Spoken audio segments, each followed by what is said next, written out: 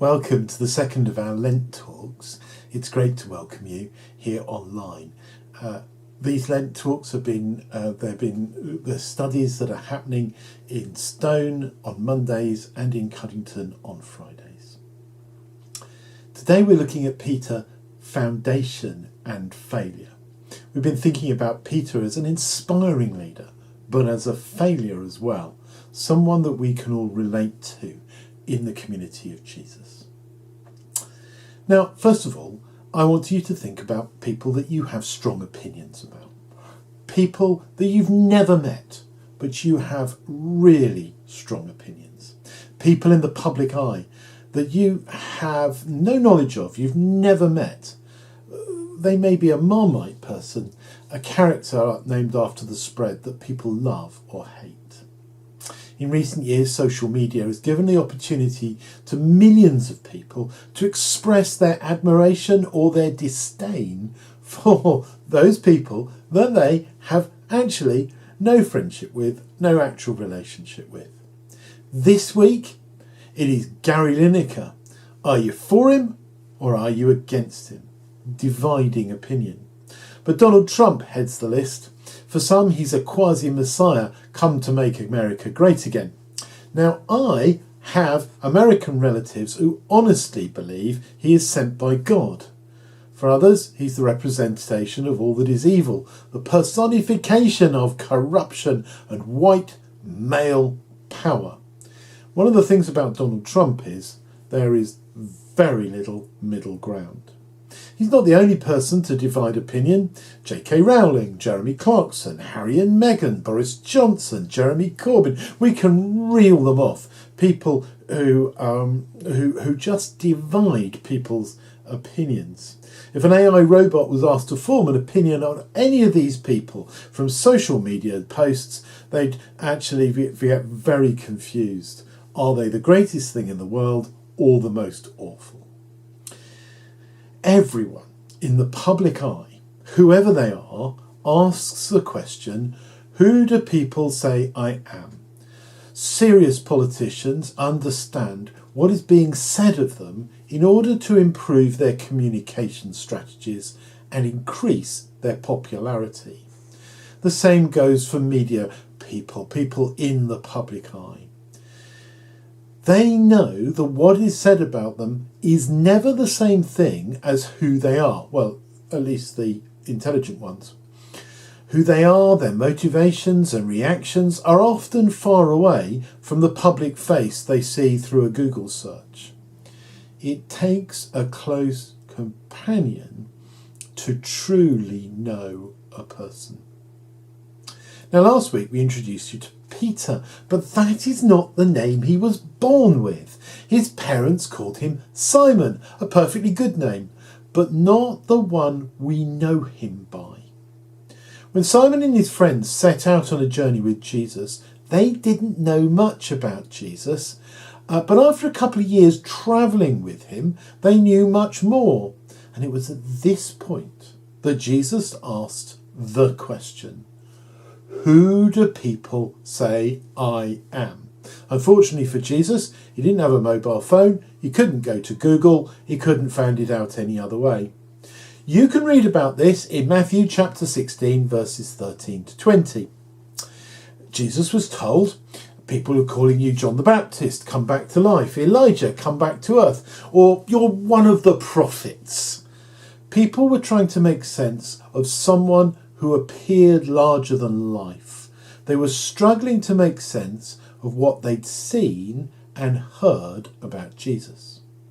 But then Jesus changes the question and asks of his companions, what about you? Who do you say I am? And it is Simon, our impetuous hero, who answered, you are the Messiah, the Son of the living God. It's now that Jesus renames Simon as Peter. Blessed are you, he says, Simon, son of Jonah, for this was not revealed to you by flesh and blood, but by my Father in heaven. And I tell you, you are Peter, and on this rock I will build my church, and the gates of Hades will not overcome it. I'll give you the keys to the kingdom of heaven. Whatever you bind on earth will be bound in heaven, and whatever you loose on earth will be loosed in heaven. Now, Peter means rock. In other places, Peter is called Kephas, which is the Hebrew name for the Aramaic Peter.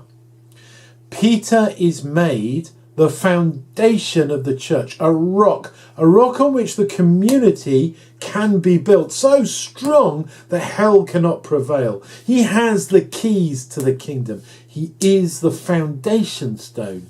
Jesus, of course, in other ways, is the foundation stone or the keystone in other places, but here the cornerstone. But here Peter is also part of that foundation, that basis on which people can know him.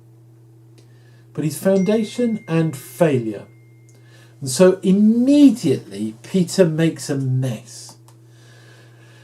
Jesus goes on to explain what it means to be the Messiah. He says, I will go to Jerusalem. I will suffer many things at the hands of the elders, the chief priests, and the teachers of the law, and that I will be killed on the third day and then raised to life. I have the people who are my supporters and those who are against me. I am a Marmite person, Jesus recognised. There are people who would go to the extent that their hate speech turns into violent action.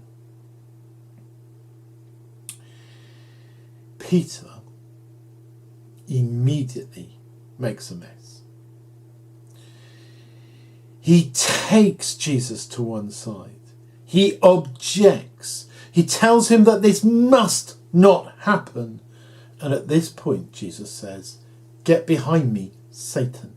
You're a stumbling block to me. You do not have in mind the concerns of God, but human concerns. What he's saying to him is, Peter, you want an easy life for yourself. You're not interested in God. Peter, in seconds, has gone from spokesperson for God the Father to spokesperson for Satan the tempter. It's a flash of the eye change from foundation to failure in such a split second. Jesus goes on to explain that the way of God is not an easy road. God the all-powerful chooses the way of weakness. To be a follower of Jesus is to take up a cross and follow. It's always that way. It means losing your life metaphorically, by which, your life and your purpose is not based on what is your own comfort, but loving your neighbour, loving your God, whatever that costs. And literally, for some people, it is literally dying in order to find the full life of the kingdom. What does following the Messiah mean to you? Now, interestingly, Jesus does not take away from Peter that role as foundation. And we will see that Peter, despite all his failures, retains that role within the community. What does it mean to you to give up what is central to you to follow Jesus? We will go on and look at Peter again, how he got it wrong. It's this single fault of wanting to find an easier way, both for Jesus and himself, that we'll look at next week.